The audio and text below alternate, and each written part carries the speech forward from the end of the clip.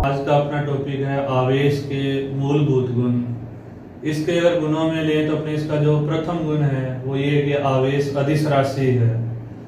आवेश के अंदर जैसे अपने दिशात्मक कोई बोध नहीं होता, तो इसलिए अपने इसे अदिश राशि कहते हैं। दूसरा, अगर इसके गुण की बात करें तो आवेश स्थानांतरणीय है। अपने जैसे अपने पास एक आवेशित वस्तु है जिसके ऊपर मान लेते हैं 20 माइक्रोकूलम आवेश है। इसको एक उदासीन वस्तु ले लें चाहे आवेशित वस्तु ले लें। जैसे अपने दो उदाहरण है, एक वस्तु पे इस पे 20 है और इस पे अपने 10 माइक्रोकूलम है। यहाँ ये उदासीन वस्तु है। अगर इन दोनों का भौतिक संपर्क करवाएंगे, जैसे अपने इनको तार से जोड़ दें या डायरेक्ट जोड़ दें और बाद में इनको पृथक पृथक करें, तो इस पे 10 माइक्रोकूलम आ जाएगा, इस पे भी 10 माइक्रोकूलम आ जाएगा। ये अपने पहले एक टॉपिक में बताया हुआ है। इसके अंदर अगर अपने लेते हैं, जैसे इन दोनों पे कुल आवेश 30 बन रहा है, इनका भौतिक संपर्क करवाएं और संपर्क करवाने के बाद इन्हें अलग अलग करें तो इन पे 15-15 आ जाएगा। इसका मतलब अपने जो आवेश है वो स्थानांतरणीय है। वो आवेशी से उदासीन वस्तु की ओर जा सकता है। दो आवेशित वस्तुओं के मध्य इसका क्या हो सकता है, आदान प्रदान हो सकता है। तीसरे, अगर अपने इसके गुण की बात करते हैं तो आवेश द्रव्यमान से संबंधित है। जैसे अपने एक उदाहरण लेते हैं, फोटोन की बात करें तो फोटोन का विराम द्रव्यमान 0 और इसका जो आवेश है वो भी 0 होता है। फिर अगर अपने बीटा किरण की बात करें, एक्स किरण की बात करें या और किरणें ले लें अपने, तो ये विद्युत या चुंबकीय क्षेत्र के अंदर अपनी विचलित होती हैं। जैसे अगर अपने बीटा किरण को विद्युत क्षेत्र के अंदर से गुजारें तो बीटा किरण ऋणावेशित विद्युत क्षेत्र मान लेते हैं इस दिशा के अंदर है, तो ये इसके अंदर ये विचलित हो जाएगी। तो इसका मतलब इनके अंदर बीटा किरण अपने इलेक्ट्रॉन है, इसके अंदर द्रव्यमान भी है और आवेश भी है अपने। तो बिना द्रव्यमान के आवेश संभव नहीं है, लेकिन बिना आवेश के द्रव्यमान अपने संभव होता है। तो आवेश द्रव्यमान से संबंधित होता है। फिर इसके अपने चौथे गुण की बात करें, आवेशों की योज्यता। अब इसमें अपने ले लेते हैं, जैसे अपने एक निकाय है और इसमें कई आवेश हैं, Q1, Q2, Q3, Qn। तो योज्यता में अपनी ये चीज होती है, किसी निकाय का कुल आवेश निकाय में उपस्थित सभी आवेशों के बीजगणितीय योग के बराबर होता है। शुरू में बोल दिया अदिश राशि है, जिसमें सदिश योग अपने नहीं होगा, सिर्फ इसके अंदर अपने बीजगणितीय योग होगा। तो इस निकाय का जो कुल आवेश है वो इन सभी आवेशों के बीजगणितीय योग के बराबर होगा। तो यह आवेशों की योज्यता है। जैसे अपने कहें कि अपने पास कोई निकाय है, उसमें 1 माइक्रोकूलम, -2 माइक्रोकूलम, 0.5 माइक्रोकूलम, ये 3 आवेश हैं। अगर इसके अपने कुल आवेश की बात करें तो 1 -2 प्लस 0.5, तो 1.5 -2, तो हल करेंगे तो -0.5 माइक्रोकूलम। यानी ये जो निकाय है वो ऋणावेशित और इसका कुल आवेश 0.5 माइक्रोकूलम है। यहाँ एक अन्य उदाहरण ले लें अपने, एक अपने निकाय के अंदर 2 माइक्रोकूलम, -1 माइक्रोकूलम, 0.5 माइक्रोकूलम, ये आवेश हैं। इसके अगर अपने कुल आवेश की बात करें तो 2 -1 प्लस 0.5, तो 2.5 -1, तो ये अपने पास आ जाएगा 1.5 माइक्रोकूलम। तो यह निकाय अपने धनावेशित और इसका कुल आवेश 1.5 माइक्रोकूलम है। तो यह आवेशों की योज्यता है। कुल आवेश सभी आवेशों के बीजगणितीय योग के बराबर होता है। तो अपना आवेश का अगला गुण है आवेश की अचरता या निश्चलता। अब मान लेते हैं, जैसे हमने कहे कि इस पेन के ऊपर 2 माइक्रोकूलम आवेश है और ये स्थिर है और इसको अपने 10 मीटर प्रति सेकंड के वेग से फेंकते हैं, तो उस स्थिति के दौरान भी इस पर जो आवेश का मान है वो 2 माइक्रोकूलम ही रहेगा। तो कहने का तात्पर्य ये है कि जो विद्युत आवेश का मान है वो निकाय के वेग पे निर्भर नहीं करता। चाहे तो वस्तु स्थिर है, रेस्ट के अंदर है, चाहे गतिशील है, मोशन के अंदर है, दोनों ही परिस्थितियों के अंदर आवेश का मान बराबर होगा। जो अपने उदाहरण पेन का लिया था, स्थिर अवस्था में इस पे अगर 2 माइक्रोकूलम आवेश है, अगर ये गति कर रहा है तब भी इस पर आवेश का मान 2 माइक्रोकूलम ही रहेगा। लेकिन जो निकाय का द्रव्यमान है ये वेग पे निर्भर करता है। आइंस्टाइन के सापेक्षवाद के सिद्धांत के अनुसार जब कोई वस्तु गतिशील है तो उसका द्रव्यमान ये होता है। m0 वस्तु का स्थिर अवस्था में द्रव्यमान है, v वस्तु का वेग है और c प्रकाश की चाल है अपने। तो जैसे जैसे वेग बढ़ेगा वस्तु के द्रव्यमान का मान भी बढ़ेगा। फिर अगर अपने एक बात करते हैं, एक आवेश सहती अनुपात, इसे जनरल लैंग्वेज के अंदर अपने विशिष्ट आवेश भी कहते हैं। वस्तु के आवेश व द्रव्यमान, जैसे कह दिया अपने इलेक्ट्रॉन का आवेश और इलेक्ट्रॉन का द्रव्यमान, प्रोटॉन का आवेश, प्रोटॉन का द्रव्यमान का अनुपात आवेश सहती अनुपात या विशिष्ट आवेश कहलाता है और इसे अपने Q/m से लिखते हैं। अभी अपने कह दिया कि वस्तु का जो आवेश है वो तो द्रव्य वेग के ऊपर निर्भर नहीं करता, लेकिन आवेश सहती जो अनुपात है वेग के ऊपर निर्भर करता है। कारण अभी बोला द्रव्यमान वेग पे निर्भर करता है। जैसे जैसे वेग बढ़ेगा द्रव्यमान बढ़ेगा, आवेश सहती जो अनुपात है अपने या विशिष्ट आवेश का मान है ये अपने कम होता जाएगा। तो द्रव्यमान अगर बढ़ रहा है, m में वृद्धि हो रही है, तो Q/m के अंदर अपनी कमी होगी। और ये कब होगा? जब वेग के अंदर अपनी वस्तु की वृद्धि होगी। तो अत्यधिक वेग पर द्रव्यमान अत्यधिक होता है, उस स्थिति के अंदर आवेश सहती अनुपात का मान क्या होता है? कम होता है। इलेक्ट्रॉन के लिए लें तो इसका मान Q/m, इसको अपनी E/m भी लिख देते हैं। ये 1.76 × 10⁻11 कूलाम प्रति किलोग्राम होता है। आवेश सहती अनुपात जितना ज्यादा होगा उस आवेश का विद्युत और चुंबकीय क्षेत्र के अंदर विचलन उतना ही अधिक होगा। जैसे अपने लेंगे, अपने पास 2 प्लेट हैं, एक पे धनावेश एक पे ऋणावेश, विद्युत क्षेत्र की दिशा प्लस से माइनस की ओर होती है। पहले इलेक्ट्रॉन को इस क्षेत्र में प्रवेश करते हैं, इसमें माइनस आवेश है तो ये प्लस की ओर मुड़ेगा, विचलन इधर की ओर होगा। और अगर अपने प्रोटॉन लेते हैं, इस पे प्लस है तो ये माइनस प्लेट की ओर विचलित होगा। इलेक्ट्रॉन का जो द्रव्यमान है वो प्रोटॉन से कम होता है, तो इस स्थिति में उसका जो आवेश सहती अनुपात है वो ज्यादा होता है। तो इलेक्ट्रॉन के लिए Q/m का मान अधिक है प्रोटॉन की तुलना में। अगर इन दोनों को अपने विद्युत क्षेत्र के अंदर प्रवेश करवाएं तो इलेक्ट्रॉन का विचलन तो ज्यादा होगा, प्रोटॉन का विचलन कम होगा। कारण इलेक्ट्रॉन का Q/m या विशिष्ट आवेश अधिक है और प्रोटॉन का विशिष्ट आवेश अपने कम होता है। तो यह अगला गुण था अपने आवेश की अचरता या निश्चरता, जिसका तात्पर्य था आवेश वेग पे निर्भर नहीं करता है। आवेश का अगला गुण है आवेश संरक्षण सिद्धांत। भौतिक के अंदर अपने कुछ संरक्षण सिद्धांत लेते हैं, जैसे ऊर्जा संरक्षण सिद्धांत, रेखीय संवेग संरक्षण सिद्धांत, कोणीय संवेग संरक्षण सिद्धांत। इसी प्रकार आवेश संरक्षण सिद्धांत होता है अपने। जब भी संरक्षण सिद्धांत लिया जाता है तो उसमें अपने विलगित निकाय लेते हैं। तो विलगित निकाय वो निकाय होता है जो किसी भी बल के प्रभाव में न हो, या ये कह सकते हैं उस पर लगने वाले सभी बलों का योग अपने शून्य हो। तो वह निकाय जिस पर परिणामी बल शून्य होता है उसे अपने विलगित निकाय कहते हैं। तो यह सिद्धांत ये कहते हैं कि कोई भी अपने पास विलगित निकाय है उसका कुल आवेश सदैव संरक्षित रहता है। कहने का मतलब न तो आवेश उत्पन्न होगा और न ही अपने क्या होगा, नष्ट होगा। हाँ, एक वस्तु से दूसरी वस्तु पे स्थानांतरित हो जाएगा।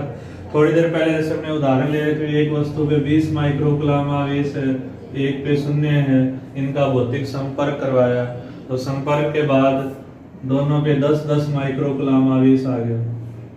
तो आवेश का स्थानांतरण तो संभव है, लेकिन आवेश न तो अपने उत्पन्न कर रहे हैं न नष्ट कर रहे हैं, बल्कि एक वस्तु से दूसरी वस्तु पे उसको स्थानांतरित कर रहे हैं। जैसे इसके उदाहरण लें अपने, अगर अपने कांच के छड़ को रेशम के कपड़े से रगड़ें जब इन दोनों में आपस में घर्षण करवाते हैं तो घर्षण के बाद कांच धनावेशित और कपड़ा ऋणावेशित हो जाता है। कारण रेशम का जो कार्यफलन है वो कांच की तुलना में अधिक होता है। तो कांच से कुछ इलेक्ट्रॉन कपड़े पे चले जाएंगे, कांच में इलेक्ट्रॉनों की कमी होगी, इस पे प्लस आवेश आ गया, कपड़े में इलेक्ट्रॉनों को ग्रहण किया, इस पे माइनस आ गया। लेकिन जितने इलेक्ट्रॉनों की कमी यहाँ हुई उतनी वृद्धि यहाँ होती है। कुल आवेश प्रक्रिया से पहले और प्रक्रिया के बाद बराबर होता है। इसी प्रकार सभी नाभिकीय व रासायनिक अभिक्रियाओं में आवेश सदैव संरक्षित रहता है। जैसे अपने एक रेडियो एक्टिवता के गुण की बात करें, यूरेनियम 238 है। यह एक अस्थायी नाभिक का स्थायित्व ग्रहण करने के लिए अल्फा कण, बीटा कण और गामा कण का त्याग करता है। तो मान लेते हैं इसे एक अल्फा कण निकल गया। हीलियम का जो नाभिक है वह अल्फा कण है, तो नया तत्व थोरियम बन गया। अगर इधर ले अपने कुल जो इलेक्ट्रॉन है वो अपने प्रोटॉन यहाँ 92 है, तो यहाँ कुल आवेश 92 है, 92 है। ये प्रक्रिया से पहले। और अगर अपने बाद की बात करते हैं तो यहाँ 90 + 2 92। तो प्रक्रिया से पहले जितना आवेश था प्रक्रिया के पश्चात भी आवेश उतना है, तो यहाँ आवेश संरक्षित रहता है। इसी प्रकार एक अपने उदाहरण ले सकते हैं, द्रव्य का विनाश। जब एक इलेक्ट्रॉन और एक पॉजिट्रॉन परस्पर युग्मित होते हैं, ये इलेक्ट्रॉन ये पॉजिट्रॉन है, तो गामा किरण फोटोन बनते हैं। इधर अगर अपने आवेश लेते हैं तो -1 + 1 0, गामा किरण पे कोई आवेश होता नहीं, 0। तो प्रक्रिया से पहले कुल आवेश 0 है, प्रक्रिया के पश्चात भी कुल आवेश 0 है। तो इसे अपने आवेश संरक्षण का सिद्धांत कहते हैं। हेडिंग अपने दी द्रव्य का विनाश। इसमें समस्त द्रव्यमान नष्ट होकर ऊर्जा में परिवर्तित हो गया। कारण गामा किरण का स्थिर अवस्था में द्रव्यमान होता नहीं है, m इसका 0 है अपने, तो समस्त द्रव्यमान ऊर्जा में परिवर्तित हो रहा है, इसलिए इसे अपने द्रव्य का विनाश कहते हैं। एक अपने अन्य उदाहरण ले इसका,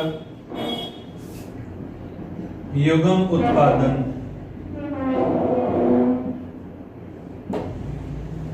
गामा किरण की द्रव्य से 3 अन्य क्रियाएं होती हैं। एक तो होता है कॉम्पटन प्रभाव, एक होता है प्रकाश विद्युत प्रभाव, और तीसरा होता है युग्म उत्पादन। अगर गामा किरण की ऊर्जा 1.02 मिलियन इलेक्ट्रॉन वोल्ट से कम या बराबर है तो कॉम्पटन या प्रकाश विद्युत प्रभाव होते हैं। अगर ऊर्जा का मान 1.02 मिलियन इलेक्ट्रॉन वोल्ट से अधिक है तो युग्म उत्पादन का प्रभाव होता है। इसमें ये चीज होती है, जब गामा किरण की ऊर्जा 1.02 मिलियन इलेक्ट्रॉन वोल्ट से अधिक है तो यह द्रव्य से क्रिया करके एक इलेक्ट्रॉन और एक पॉजिट्रॉन का निर्माण करती है। ऊर्जा से कणों का निर्माण हुआ है, जोड़े में निर्माण हुआ है, तो इसलिए इसे अपने युग्म उत्पादन बोलते हैं। प्रक्रिया से पूर्व कुल आवेश 0 और बाद में भी कुल आवेश 0 है, तो यहाँ भी आवेश संरक्षण का सिद्धांत मान्य होता है। तो यह अपने आवेश के गुण, छठा गुण था संरक्षण सिद्धांत। कोई भी विलगित निकाय उसका कुल आवेश सदैव अपने संरक्षित रहता है। आवेश का अगला गुण है आवेश का क्वांटीकरण। जो क्वांटम शब्द है इसका मतलब होता है न्यूनतम मान। अपने कोई भी वस्तु है उसके ऊपर जिस चीज का अपने भौतिक राशि का अध्ययन कर रहे हैं कि अपने से कोणीय संवेग का मान कम से कम कितना हो सकता है, ऊर्जा का मान कम से कम कितना हो सकता है, आवेश का मान कम से कम कितना हो सकता है, तो उस कम से कम मान को अपने क्वांटम बोलते हैं। अब अपने जब क्वांटम शब्द की बात करते हैं, अब किसी वस्तु पर किसी चीज का आदान प्रदान हो रहा है, चाहे वो ऊर्जा है, चाहे वो कोणीय संवेग है, चाहे वो आवेश है, वो आदान प्रदान सतत न होकर असतत रूप से हो, बंडलों के रूप में हो या विविक्त रूप में हो, इसे अपने क्वांटित बोलते हैं। उस राशि की जो प्रकृति है उसे अपने क्वांटम प्रकृति कहते हैं। जैसे कह दिया कि अपने कोई वस्तु है, जैसे सूर्य से ऊर्जा आ रही है, फोटोनों के रूप में आ रही है, तो जो फोटोनों का आदान प्रदान होगा, जैसे न्यूनतम 1 फोटोन आएगा, उसके बाद 2 फोटोन आ रहे हैं, फिर 3 आ रहे हैं, बंडल के रूप में आ रहे हैं, ये आदान प्रदान असतत रूप से हो रहा है, इसे अपने क्वांटित बोलते हैं, और जो प्रकृति होगी उसे अपने क्वांटम प्रकृति कहते हैं। इसी प्रकार अगर कोई भी वस्तु है उस पर जो आवेश है वो सदैव और सदैव इलेक्ट्रॉन के आवेश का पूर्ण गुणज होता है। और यह जो बात है अपने मिलिकन के तेल बूंद प्रयोग से स्पष्ट हुई थी। मिलिकन का तेल बूंद प्रयोग है, फैराडे का विद्युत अपघटन का प्रयोग है। इन प्रयोगों से सिद्ध हुआ था कि कोई भी वस्तु है उस पर आवेश सदैव इलेक्ट्रॉन के आवेश का पूर्ण गुणज होता है। जैसे अपने बात करें तो वस्तु पर मान लेते हैं कि n इलेक्ट्रॉन है, एक इलेक्ट्रॉन का आवेश E है, तो जो कुल आवेश है वो Q बराबर n ही होगा। n इलेक्ट्रॉनों की संख्या है, E इलेक्ट्रॉन का आवेश है, ये 1.6 गुना 10 के घात -19 कूलम होता है। प्लस का चिन्ह तब लगाया जाता है जब इलेक्ट्रॉनों की कमी हो रही है, और माइनस का चिन्ह तब लगाया जाता है जब वस्तु पर इलेक्ट्रॉनों की अधिकता होती है। तो किसी भी वस्तु पर आवेश सदैव इलेक्ट्रॉन के आवेश का पूर्ण गुणज होता है। वस्तु पर आवेश का जो न्यूनतम मान या क्वांटम मान या मूल मान, जैसे प्रश्न दे दें भी न्यूनतम मान क्या है, क्वांटम मान क्या है, मूल मान क्या है, तो अपने लिखेंगे इलेक्ट्रॉन के आवेश के बराबर होता है। तो इलेक्ट्रॉन का आवेश होता है 1.6 गुना 10 के घात -19 कूलम होता है, ये इसके बराबर होगा। तो यह अपने क्वांटीकरण सिद्धांत था। इससे आवेश की असतत प्रकृति की पुष्टि होती है। अभी अपने बोल दिया क्वांटम का मतलब ये होता है कि असतत आदान प्रदान असतत रूप से होना। सूक्ष्म निकाय वो निकाय होता है जिसमें कणों की संख्या बहुत कम हो। भौतिक विज्ञान के भी 2 क्षेत्र हैं, एक सूक्ष्म होता है, एक स्थूल होता है। तो सूक्ष्म निकाय के लिए क्वांटीकरण सिद्धांत मान्य है। जैसे अपने कहते हैं 10 कणों का आदान प्रदान कर रहे हैं, 20 का कर रहे हैं, तो अपने को पता है किस कण का आदान प्रदान कब हो रहा है, तो इस स्थिति में यह सिद्धांत तो मान्य हो जाएगा। लेकिन अगर स्थूल निकाय ले लें जिसमें कणों की संख्या बहुत ज्यादा होती है, उस स्थिति के अंदर इस सिद्धांत की उपेक्षा करनी पड़ेगी, अपने उसको छोड़ना पड़ेगा। इसको एक उदाहरण से समझें। भी अपने पास एक बल्ब है, जैसे इसका फिलामेंट है, और इस बल्ब की जो शक्ति है वो 100 वाट, और इसको दी गई वोल्टता 200 वोल्ट है। तो अपने इसके फिलामेंट से गुजरने वाले इलेक्ट्रॉनों की संख्या ज्ञात करें। मान लेते हैं 1 सेकंड समय लेते हैं, 1 सेकंड में कितने इलेक्ट्रॉन गुजरते हैं इससे। तो विद्युत शक्ति का सूत्र होता है P बराबर VI, I बराबर P बटे V। धारा होती है आवेश का प्रवाह Q बटे T। तो इससे Q बराबर आ जाएगा PT बटे V। अभी अपने क्वांटीकरण में Q का मान लिया Ne, तो Ne PT बटे V।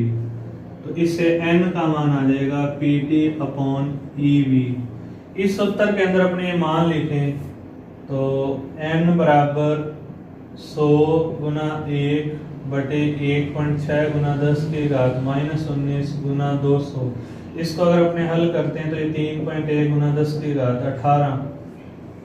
तो बल्ब के फिलामेंट से 1 सेकंड में इतने इलेक्ट्रॉन गुजर रहे हैं, तो अपने ये नहीं बता सकते कौन सा इलेक्ट्रॉन कब गुजरा। ये स्थूल निकाय है, तो स्थूल निकाय के लिए इस सिद्धांत की अपने को उपेक्षा करनी पड़ेगी। फिर एक साइंटिस्ट है गैलमान।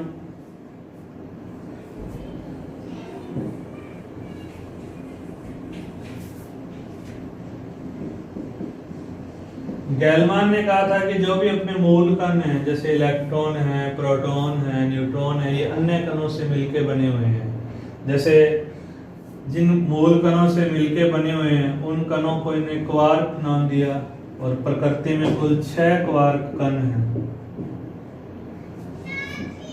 Up, down, top, bottom, charm और स्ट्रेंज, ये 6 क्वार्क कण हैं।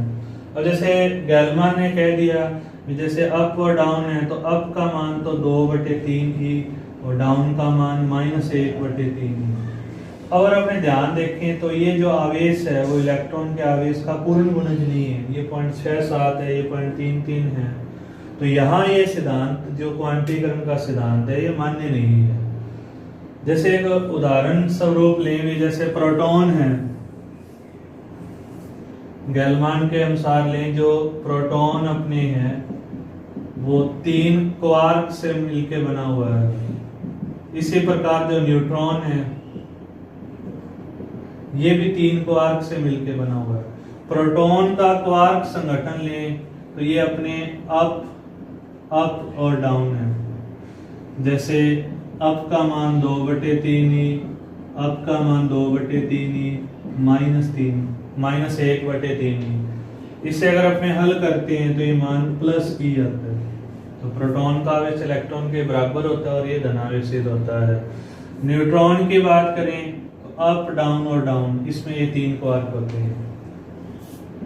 2/3e -1/3e -1/3e शून्य, न्यूट्रॉन पे आवेश नहीं होता, ये उदासीन है। तो ये गैलमान की थ्योरी थी, लेकिन ये सिद्धांत मुख्यतः सभी स्थितियों में लागू होगा, कारण ये काफी अपने के सूक्ष्म स्तर पे है। प्रैक्टिकली देखा जाए तो इसको जल्दी अपने ले नहीं सकते, इस सिद्धांत को अपने जल्दी माने ले सकते हैं। लेकिन कुछ स्थितियां हैं, क्वार्क की स्थिति में लागू नहीं होता, स्थूल निकाय की स्थिति में लागू नहीं होता। यह अपने आवेश के मूलभूत गुण थे।